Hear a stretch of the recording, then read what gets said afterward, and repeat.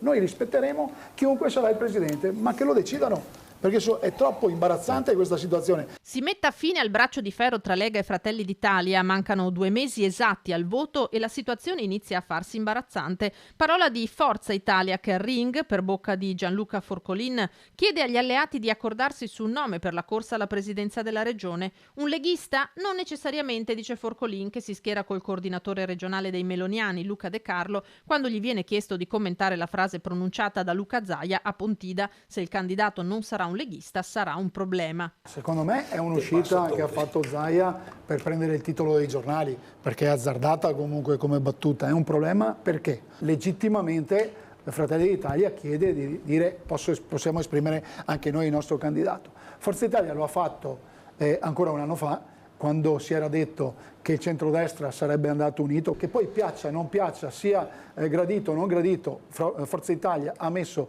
Flavio Tosi come candidato presidente. Oggi stiamo assistendo da mesi a questa bagarre tocca a me, tocca a te fra la Lega e Fratelli d'Italia. Noi diciamo qualunque sia il candidato presidente, qualunque sia Stefani, De Carlo, scegliete quale va meglio per tutti e cominciamo a parlare, come è stato detto prima, di qualcosa di più importante, cosa i veneti chiedono sia messo all'ordine del giorno come agenda di governo per il prossimo mandato dei prossimi 5-10 anni. Di fine ingloriosa dei 15 anni di governo di centrodestra parla la Dem Vanessa Camani, non solo per il dibattito a cui si assiste, finalizzato solamente a spartirsi le poltrone, dice, ma anche perché la futura amministrazione, votando a novembre, dovrà operare per almeno 4 mesi in esercizio provvisorio. Non basta. In questo momento il bilancio della Regione del Veneto, che ci lascia in eredità il presidente Zaia, prevede circa 40 milioni di spesa libera, di risorse per spese discrezionali.